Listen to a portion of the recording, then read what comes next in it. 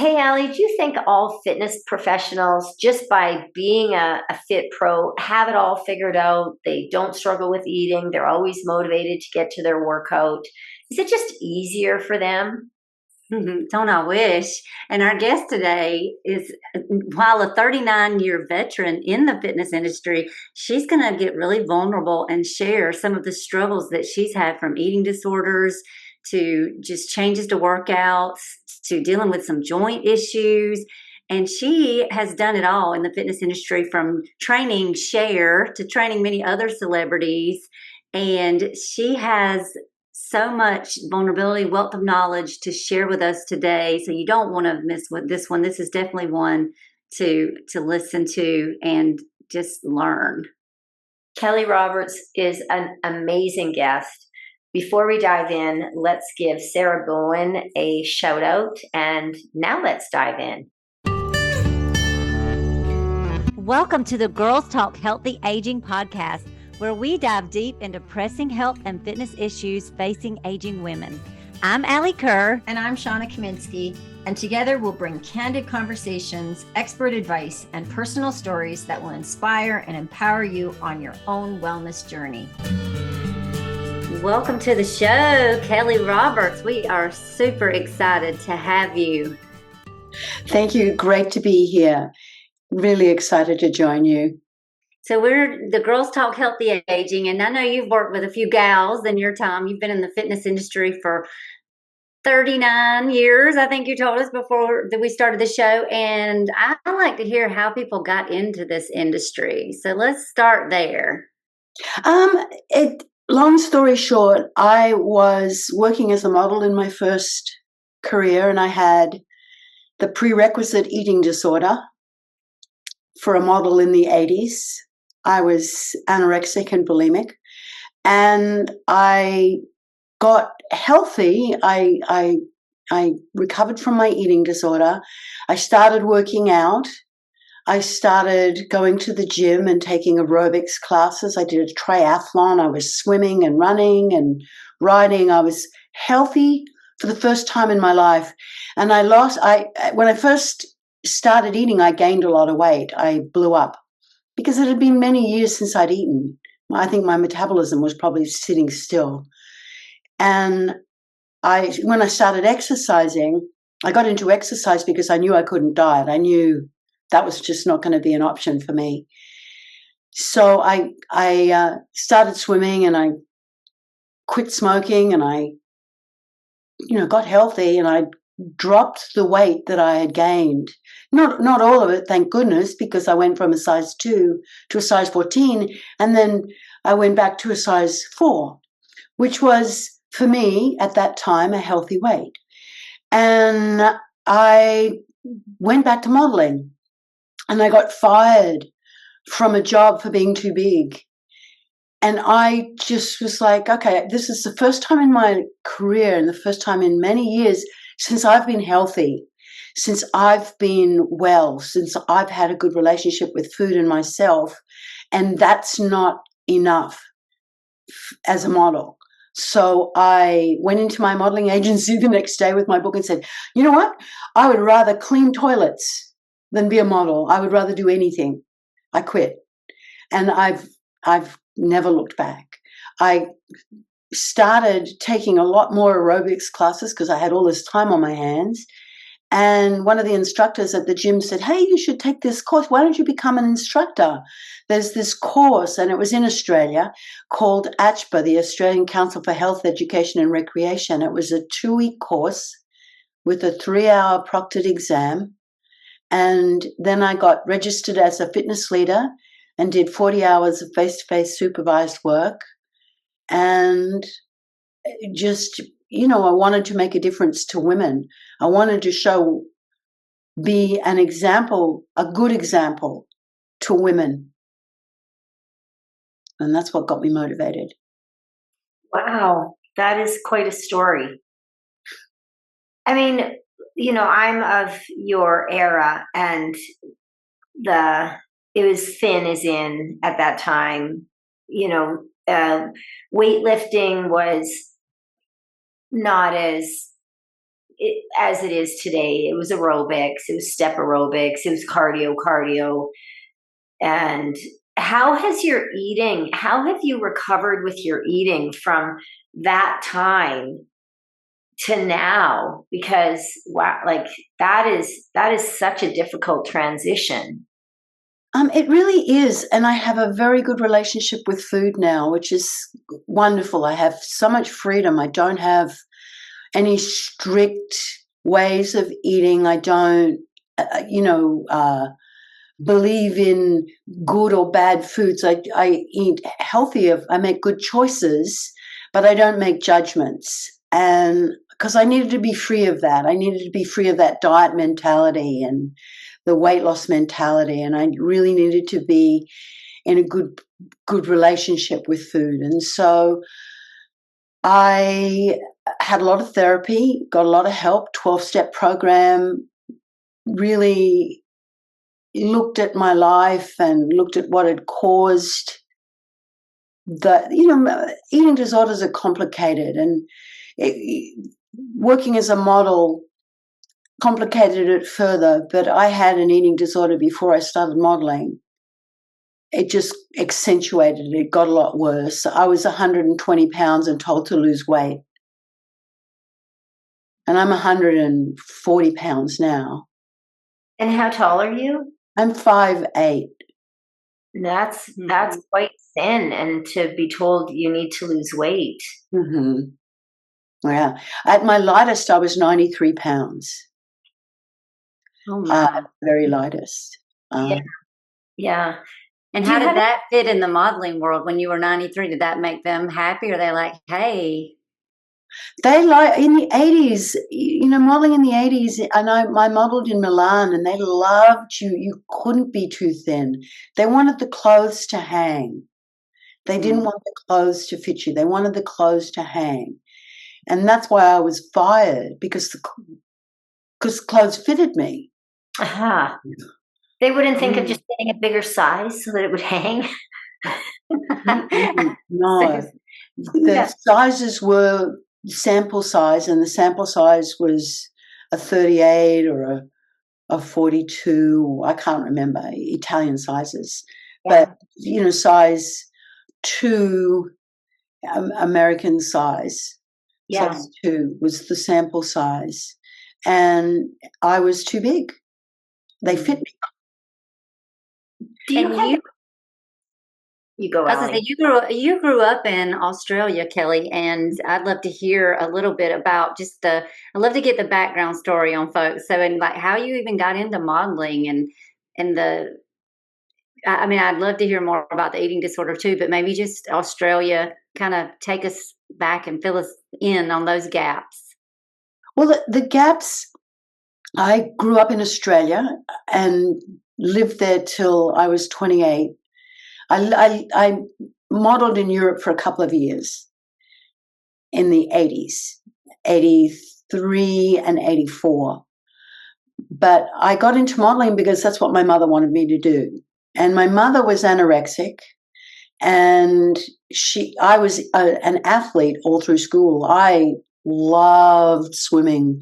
I loved high jumping and long jumping, and I played netball and tennis, and sport was my outlet for a difficult childhood. And my mother did nothing but try and stop me from playing sport, because she said, oh, you'll be too muscular. You'll be too big. You'll look like Dawn Fraser, who was this famous Olympic swimmer who had shoulders on her like this. But my mother kept telling me I was too big. And I had big feelings about my childhood. Mum was married 5 times. My stepfather and grandmother committed suicide. There was trauma in my childhood, and I really believe that, I was molested as a child, and I think that led to the eating disorder, that traumatic childhood. And as a result of that, I threw myself into sport because it was this incredible outlet.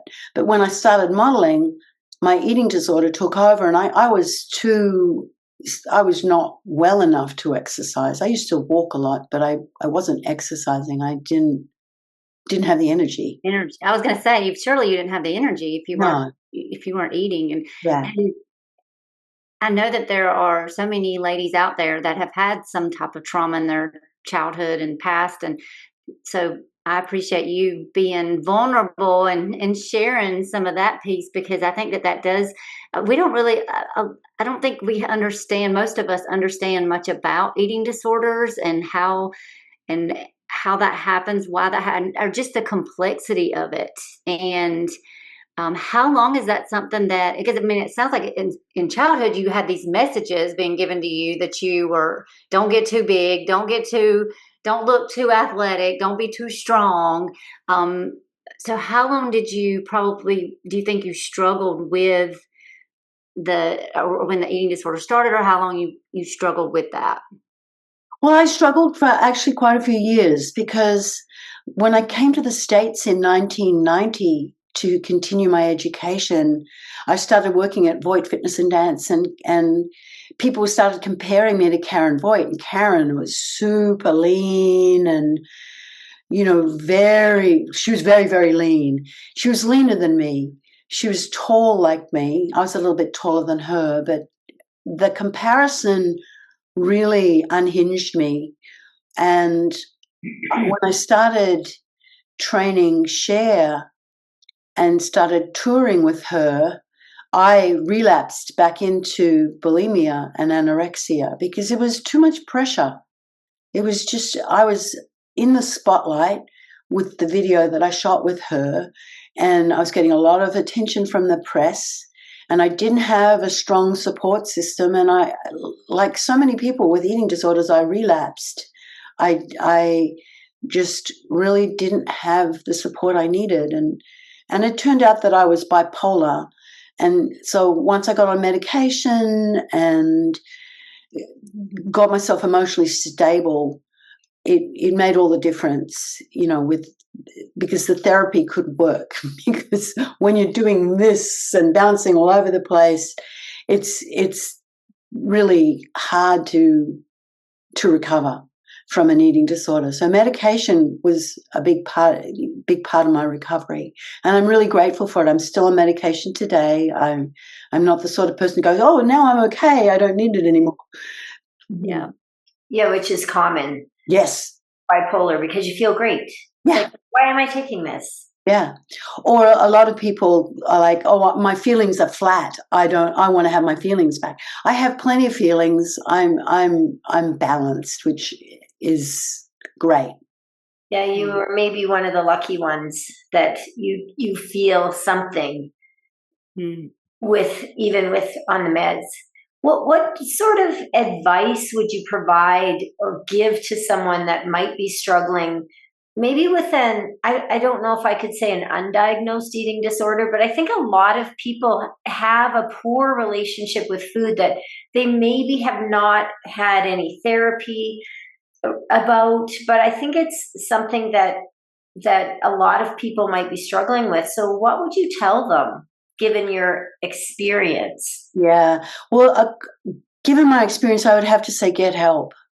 You don't have to do it alone. You don't have to struggle alone. You can have a great relationship with food and a great relationship with your self-image and your body if you get help. And I really like Eating Disorders Anonymous. I think they have a great program, and I've seen a lot of success. I've helped a lot of other women myself who have struggled with eating disorders. It's a little different than Overeaters Anonymous. It's a little bit kind of broader in its approach. I can imagine there's quite a bit of shame related to eating disorders. And so I think even just admitting it to yourself, and because that's really what you have to do first before you can reach out. Yeah. I had so much shame, and to be a fitness professional relapsing into bulimia was horrible. It was so shameful for me. I felt so hypocritical and like an imposter. I felt like such an imposter. Yeah. And I was just driven by my feelings, and it wasn't that I was saying one thing and doing another. There was it was much more complicated than that. And I think that just speaks to the complexity of some type of eating disorder, that it's not just about, are you in shape, or are you fit, or are you into fitness, or do you know about fitness? But there's it's very complex, the things that are involved in that. It is very complex, and I don't. That's why I don't restrict anything that I eat. I eat chocolate, I eat ice cream, I eat cake, I eat healthy. I would say 95% of the time I have a 5% that might not be considered healthy. I eat French fries. I have an occasional burger. I don't restrict my diet at all because because my life was so restricted and it was so based in fear. I was so afraid. Now I have no fear of eating. I have no restrictions. I have no I just have a good relationship. I don't look in the mirror most of the time. Like before, I used to look in the mirror and think I was fat and I would hate myself. I don't do that. Every now and then I have a bad body image day. And it's usually, if I look at it, when I'm feeling big, it's because I'm having big emotions about something, and I can look past that and see and understand what those emotions are. I can look past the body image and the big feelings and realize that I'm having feelings about something that's got nothing to do with my body. Mm. And you said you eat healthy 95% of the time, and then it's kind of like the whatever diet, the other 5, which is like you don't restrict anything. And I would say, in working with people that are on the other end that maybe are wanting to lose weight, a lot of times it's 5% healthy and 95% whatever. So I would say that not that you do restrict yourself in a way, but it's just a different relationship. It's not that you just eat anything all the time, because but you're just in a much, you eat healthy, so you don't have to worry about that other 5%. Right? Yeah, that's right. And I like healthy foods. I love vegetables and fruits and whole grains and lean meat. And I'm a cyclist, so I burn a lot of calories. I need a lot of calories. And so I'm not afraid to eat. And I've seen you at conferences. So cycling, is that how you get those great legs and hips? I mean, Keli. Well, I train my legs. I do strength training as well. Yeah. That's one thing I've always noticed. So I go to a conference in Atlanta most years, the SCW Education Conference, and Keli is usually there. Well, you're there pretty much every year that I've been, I think, as a presenter. And that's one of the things that I've always noticed about you. I'm like, and not that I'm trying to check out your booty or anything, Keli, but I'm just saying the girl is rocking it. Like if you look at Keli from behind you, most of us gals, we start losing, like we lose our hips as we age, and that ain't you. Like you're like keeping your legs, your hip, like you look, you're kudos to you. I mean, I know that doesn't necessarily relate to the eating and the eating disorder, but that's just one of my observations, and seeing you in person is that you still have strength, you still have muscle. So regardless of what your mom said back in the day, like it's working for you to have some muscle tone and strength, and being healthy and eating the way you do is working for you. Well, thank you. I mean, I really do enjoy. If I was to give it an hour, I would like to do cardio. I've always loved endurance exercise, but I strength train because I know I have to. And so I do my strength training and I enjoy it while I do it, but it wouldn't be my first choice of activity. My first choice of activity would be to ride the bike, or, to go for a walk, or row, or like do some kind of cardio. But I strength train because it's so important. I don't want to end up frail like my mother. My mother, when she passed away, weighed about 70 pounds and she was 5'8". So she was so frail. And she had osteoporosis from a young age. don't have osteoporosis. My bone density is really good, even though I had an eating disorder. So I want to keep it that way. Yeah, and then the mindset she was probably struggling with all for years of dealing with the eating disorder for your mom. That had to be a miserable, that's just takes so much out of our life to have our mind consumed with our appearance, our bodies, our food. Mm-hmm. Yeah, you're barely living. You're shut down. The good news is that even though you did for years struggle with eating disorder and were a very lightweight and were possibly going on the avenue of bone loss and osteopenia, osteoporosis, you can recover from that. Yes. So this is the good news for anybody that, start early, start late, but just start. We're going to interrupt this interview for just a second because we've got something we want to make sure that you know. If you're struggling with your health, with your fitness, if you don't know where to start or you know what to do and you're not doing it, we're here for you. And all you need to do to get our help is to reach out to Shawna and I at our email, sapodcast23@gmail.com. And we're happy to help and we will be in touch. Now back to the show. Yes, I so agree. It doesn't matter when you start, just start. Strength training for women is a must. Whether you don't have to enjoy it, you just have to do it. That's where people wait to feel motivated, and they think that that it requires motivation, but it doesn't require motivation. It requires discipline, and there's a big difference. Discipline is the ability to show up no matter how you feel, and motivation comes and goes. You need discipline. Yeah. And nobody's motivated to brush their teeth, but nobody wants their teeth to fall out of their head. And that's basically what it's like with strength training. Yeah. So tell us a little bit about your strength training, given that it's not a flavor favorite for you. Are you doing it 2-3 times a week? What would you recommend for someone like yourself that would rather do something else like play pickleball or get in the swimming pool, but they understand that strength training is a must? What would you tell them? I would say twice a week as a minimum. 3 times a week is okay too, but studies show that twice a week is enough. Yeah. So you don't have to be at the gym lifting weights with a split routine for 2 hours a day, 7 days a week, back and biceps and legs and shoulder. Like, you can do a full body workout with reasonably heavy dumbbells twice a week. And I have a virtual platform, and I film for a company here in the States called American Specialty Health. And so I'm teaching strength and conditioning. So I work with dumbbells. Dumbbells and bands is my most common. When I travel, I go to the gym and I'll lift on machines, and occasionally I go to the gym and lift on a machine, but I work out at home.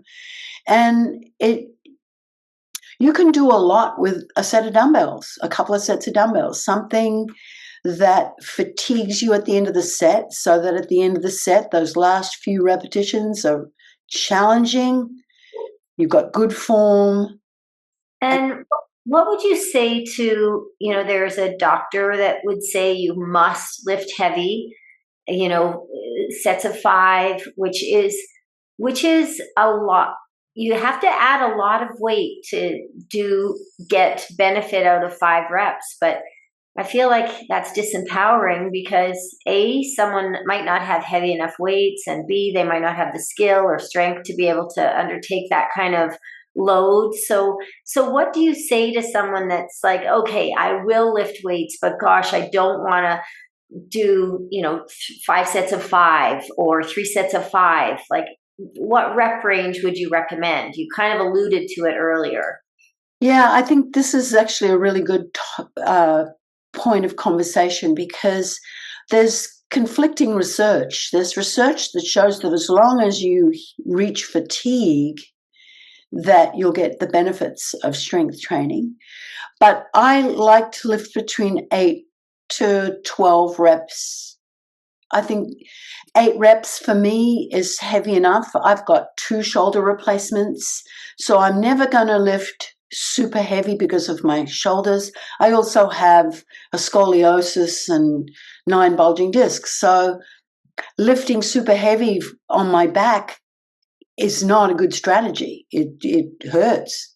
Yeah. And honestly, I think we've had Dr. Stuart Phillips on our podcast. He's coming back, and I don't think it's conflicting evidence, Keli, regarding heavy or light. I think what you said earlier about going to fatigue, and if you're doing between 8 and 12, even up to 15, but by that 15th or 12th or 8th rep, it's like, whew, I want to put it down.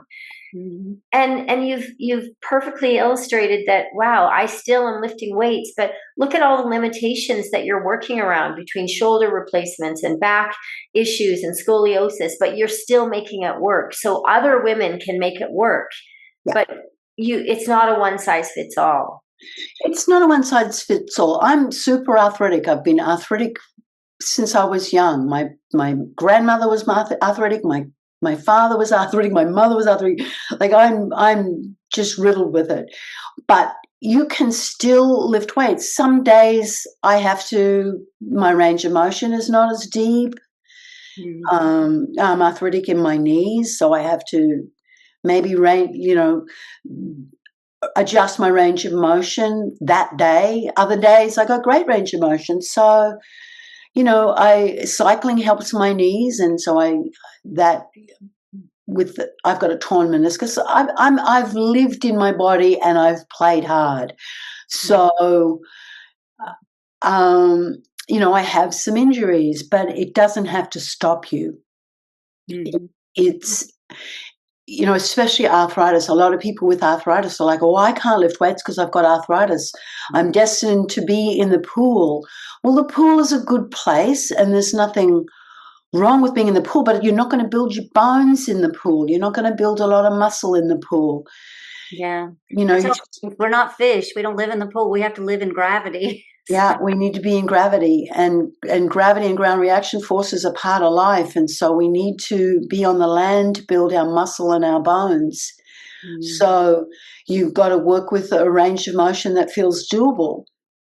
Mm-hmm. And I love that you talk about using bands and dumbbells. I have a prospective client that I was just meeting with, and she asked me if we did strength training, and then she proceeded to tell me that she just wasn't sure that she could do that, but she wanted to get strong. That was her goal, was to get stronger. And in her mind, so I said, what is your picture of strength training? What does that look like to you? And I said, is it like big bars over our head? And she's like, yeah. I was like, well, that, and I think that's the picture a lot of people have of when we say strength training or we say weight training. And so, I talked to her about, well, your body weight is strength training. We can use your own body to strength train. And you're talking about bands, dumbbells. And so I also think that it's important that we educate, because I do think that's confusing for when we've had the era of the cardio, and now strength training is getting a lot of attention. But I think the picture that a lot of people have of that is a one size kind of fits all picture of weight training or strength training. So what kind of stuff do you do in the work that you do, Keli? What kind of workouts? I do a lot of strength training complexes. So you'll do, say, an exercise that targets legs and lats, and then an exercise that targets legs and biceps, and then an exercise that targets legs, biceps, and shoulders with little to no rest. So you get a lot of time under tension. There's lots of ways of loading muscles that don't need a whole lot of heavy weights where you're doing 5 repetitions. If you're smart about the way you sequence the exercises, you can really build a lot of fatigue and get a big bang for your buck. And to prove a point, I have a small group that I train virtually, and one of the gals she's in her late 60s. She lost 30 pounds since November, And she got a DEXA scan when she started, and she got a DEXA scan just recently. She lost 30 pounds. She did not lose a pound of muscle. Amazing. Yeah, because when you lose weight, you lose some muscle. She did not lose a single pound of muscle. She was disappointed because she wanted to gain muscle. I'm like, you were at a caloric deficit. Yeah. Oh, and you didn't lose muscle. This is like gaining muscle. This is phenomenal. I have another client. I often get, if it's at all possible, I get my clients to do a DEXA scan when they start. So this woman is 69, and she started with me last year, and she got a DEXA scan, and her body fat was much higher than she wanted it to be.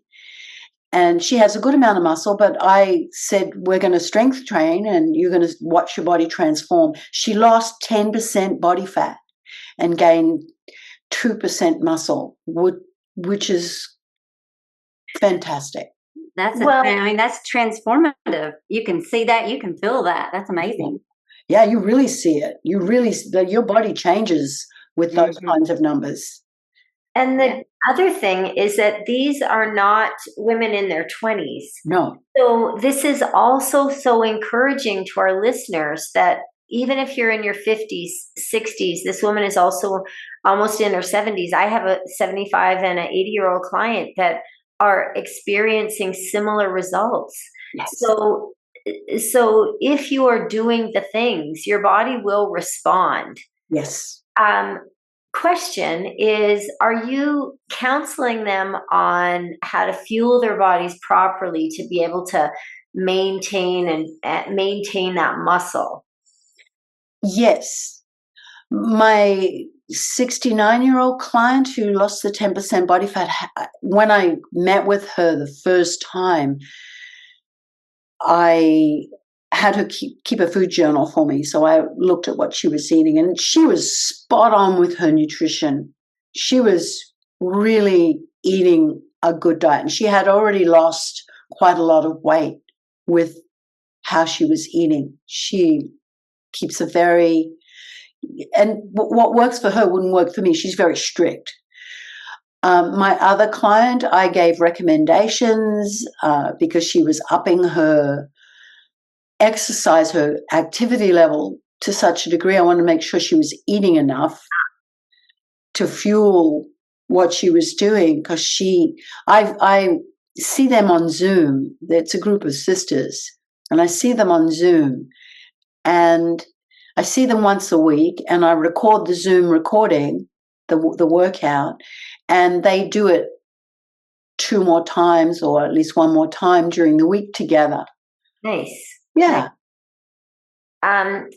So I kind of wanted to get into a little bit more of the content of what they're eating, because I am an advocate of protein, and because if you want to maintain your muscle, if you want to build muscle, you've got to give your body the building blocks. So I just wanted to know if that was something part of your conversation, because there is a lot of buzz about protein that, it's our full-time job that we have to eat so much protein, which, because as we age, our body just can't utilize it. It actually has a higher protein need as we age. So any comments on that? That's one of the first things I look at is protein content, because women are pretty notorious for not eating enough protein. But then again, every now and then you come across someone who is like trying to do a ketogenic diet. And I have a recent client I've been working with in the last 6 months who was trying to do a keto diet, and she was not eating any carbohydrate, and she had lost a lot of weight. She's on a GLP-1. She started doing these really aggressive hikes, and about 40 minutes into the hike was just about passing out. Sure. Just about passing out. She thought she had a heart problem. I'm like, no, you've got a lack of carbohydrate problem. You got a fueling problem. You got a fueling problem. Like, let's start by just adding a banana. Let's get some whole grains in there. And I ran into her last night, and she said she's feeling so much better. Or just think about her mind too. I mean, the brain cells without any carbs, it's miserable. Well, she was probably in ketosis. I would suspect she was ketotic, but because she was doing low glycemic berries and things like that, but no carbohydrate and no vegetables. And so she said all of the fiber that she's eating now has really helped her digestion and the bloating she was experiencing. So you can go from one extreme to the other. You really need fiber in your diet. You need vegetables, you need fruits, you need whole grains, and absolutely you need protein. You need those good lean protein sources. It's interesting how people can be very militant. You can talk religion, politics, or nutrition, and there's going to be a fight breaking out. Oh yeah. Right? But I think both Allie and I would agree that we're advocates of like moderation and what can you sustain. Yes. And because, if the diet that helps you lose the weight might not be the diet that helps you keep it off if you can't sustain it. So there are some nutrition principles, like, some people really love more of a ketogenic bend, but like you say, not everyone will feel totally fueled on that. So again, it's not a one size fits all, but the nutrition principles of how the body works, everybody's body works somewhat similarly. Yes, I agree. I mean, we're all a thumbprint, but if you're an endurance athlete, you got to eat carbohydrate. I'm sorry, you're not going to function. But if you're strength training and you're older and you're female, you need protein. And if you've got cholesterol issues, then you need fiber. So you have to have balance. Balance. That is the key word. I want to skip back a little bit, Keli, because I'm thinking about listeners, and I'm going to go into listener mode. You and fill in some Keli details. You mentioned Cher and working with Cher, and I don't think we can just skim over that because if I was a listener, I'd be like, wait, what? So can you tell us just for you being a trainer, how does that, maybe there's a trainer out there listening, how did you connect with Cher and how did that happen? Well, as I mentioned earlier, I was teaching at Voight Fitness and Dance in West Hollywood, and we had a lot of high-profile clients coming in to take class. And the woman who was producing Cher's video and directing it was taking my abs, buns, and thighs class.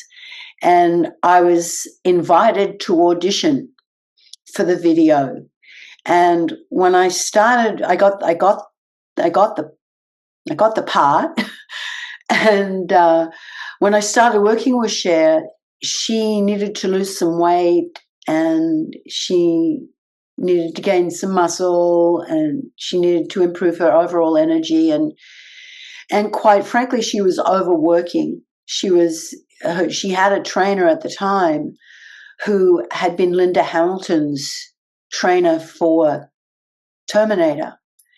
And he was training her 2.5 hours a day. And I just like, no, you don't need to do that. An hour. I can get it done in an hour. You do not need 2 hours to train. And she was going to Atlantic City to perform, and he wanted to charge her an outrageous amount of money to go with her to train her. And I had shot the video with her, and she knew me, and I had trained her for the video. And she invited me to come with her, and she was just blown away at how effective what I was doing with her was and how much better she felt. Because I wasn't training her for 2.5 hours, 3 hours. I was doing an hour, and I was getting it all in an hour, and it left her with so much more energy for her performance. Because I can imagine. Yeah. It's 2 hours of training and then performing. Yeah. Exactly. It was too much. She was just chronically exhausted. And I worked with a nutritionist with her, and we got her looking amazing. She looked amazing for that album and for that tour. She was very happy with how she looked. She really looked great. So you were at the right place at the right time at the Voight Fitness. I was at the right place at the right time, and I was ready. And you were ready, and you had what she needed. I had what she needed, and I had the right philosophy, and I had the right education, and still in touch with her because she is looking. You've lost. I mean, she's looking amazing. Like she's Cher. She's Cher. She's amazing. Yeah, she looks great. I think she looks great. I think she needs to lift more weights. I don't think she's lifting enough weights. I think she could look better than she does now, in my humble opinion. Because we'll just sit here and see what we think about. No, I just think that's so many women, and especially in the spotlight. You know, it's tough to. I know, like Carrie Underwood, the comments that she gets about being too muscular, her legs look so like a man, and it's just horrible, the things. And she looks amazing, and she's a strong woman, but we don't always celebrate that. We don't always celebrate that. And I just think that Cher could. I'm not sure if she's lifting weights, because I know that Cher, if you're listening. I know she loves cardio. She's listening, Allie. If she's listening, listen to Keli, Cher. I know she loves her cardio, because when I was training her, I had to encourage her to lift weights. We would go. I would show up to her Malibu house and show up to her gym, and some days she just wanted to do cardio, and so she'd get on the treadmill and I would get on the stair machine beside her, and we'd watch a movie. Oh wow. Yeah. She actually has ties to Macon, where I am, so our Macon listeners know about Cher. She dated Greg Allman, from the Allman Brothers, and she was in Macon a few years ago for his funeral, and so yeah, she has ties to little old Macon. So Cher, if you're listening, hit the weights, girl. Get the weights. Strength training. Yeah, get the strength training. No, I just know that strength training, if you want to feel better, do cardio. Cardio is a good feel good. You know, it brings up the endorphins, you sweat, you feel good. But if you want to look your best, you've got to lift weights.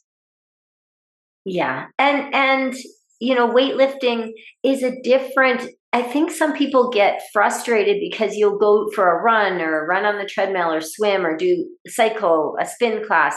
You get a different feeling than when you've done a strength training session. And so people think, well, it didn't do any good, but it's still doing the good. I mean, you cannot visually see your bone density. Right? But it's going to be developing bone density. And it's like, so you've got to just suck it up at least 2 times a week to get in the strength training, and then do the other things that you love, whether that's, pickleball is very hot, but whether that's hiking or biking or doing all the other things. What would be your top advice for women to stay active and strong for life? We've just spoken about strength training. Anything else? Mobility is important too. I start my day with stretch and meditation. I do a morning meditation, and then I stretch for about 40 minutes, 30 to 40 minutes. I do a lovely, relaxing stretch. And because I'm an endurance athlete, I tend to be tight. Yeah. And strength training doesn't make you tight. Endurance work makes you tight. Strength training, because you're moving through a big range of motion, it keeps you, it builds your mobility.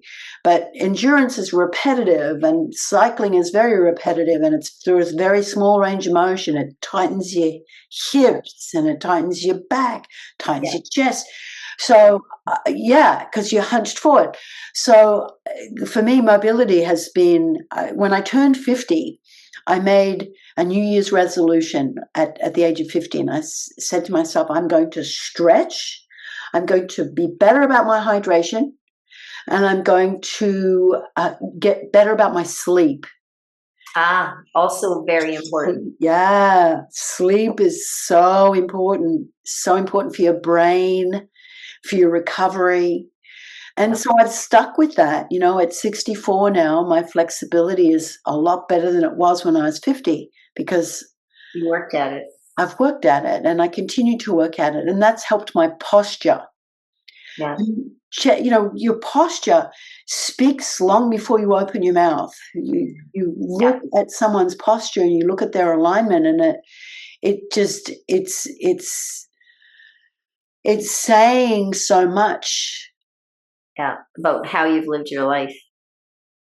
And you mentioned that you're doing mobility for 40 minutes, but I want to add that any listener, they might be like, well, I don't have 40 minutes in the morning, but even 5. Yes, even 5. Key stretches. Yeah. Key stretches. On my platform, I've got some stretches that are just 10 minutes or 5 minutes or, and I've got a full 30-minute stretch, but it doesn't have to be that. You can, if you know what part of your body needs the stretching, I focus on my hips and my shoulders so that I'm more open. It opens my chest. It keeps my mobility in my shoulders, adequate after 3 shoulder replacements, actually. I've needed to really work on my shoulder mobility to have good function in my shoulders, and because I cycle so much, my hips are really tight. So I work on hip and shoulder mobility in a really big way, and ankle mobility. Yeah. And most people know, it's my hamstrings, or the thing that hurts is the thing that you need to work on. Yeah. If you look at the areas of the body that need the most mobility, it's ankles, hips, thoracic spine, and shoulders. Mm-hmm. Yep. Because they're the ones that affect gait. The ankles affects your ability to walk smoothly. Your hips affect your ability to walk smoothly and stand tall. Your thoracic spine affects your posture, and your breathing. Our breathing. Yeah, absolutely. Mm-hmm. And your shoulders, your ability to move independently and lift your arms overhead and carry heavy things and live life independently. Yeah. If you had a wish for our listeners today, what would it be, Keli? I would wish for discipline, because I wouldn't wish for motivation. I would wish for developing discipline. When I started swimming back in the 80s, I really struggled. Every morning I would wake up and think, I don't feel like doing it today. I'm not in the mood. My hair's going to get wet. I would come up with a million excuses, but I always remember, but if I don't do it, I won't feel good. And I got hooked on that feeling of feeling better. Good. And that you will, no matter how much you don't feel like doing it, you will always feel better when you're done. Yeah. Remember that. And develop discipline, because discipline will take you far further than motivation. My wish is that Cher's listening, or if you know Cher, that you let her know that we're talking about her here. And all the Chers out there will do some strength training. All of us gals out there that are not incorporating that right now, or not incorporating it at least twice a week, will step up our game. Excellent. And especially for Cher. We got you, Cher. Yeah, I mean, she looks amazing, don't get me wrong. But I know from when I was training her, she loves cardio. She loves her cardio. You can tell when we were in fitness, we can look at people and Tell what's going on. We know that women need strength training, and my wish would be one small step towards that strength training.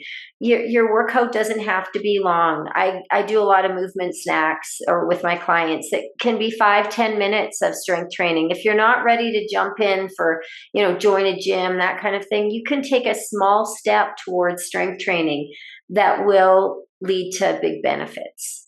I absolutely agree. I got lots of 20 minute, 15 minute, 30-minute workouts on my platform that are just movement snacks that you can go in and get it done and have a complete workout, warm up, work, cool down in 20 minutes, 15 minutes, 30 minutes, lots of 30. I've got lots of 30-minute workouts because you can do so much in 30 minutes. And we'll have links to your website in our show notes. So y'all check out the show notes to find out more about Keli and what she's got going on. Thanks for listening. You'll find me, Allie, on Instagram at Alli Kerr Fitness. And you'll find me, Shawna, on Instagram at Shawna Kaminskiand. Feel free to pop us a DM with questions and or feedback. If you're enjoying the Girls Talk Healthy Aging podcast, please subscribe and share it with other health-minded women. Ratings and reviews are also much appreciated and help us get our message out to a larger audience. Until next time, be healthy and be happy.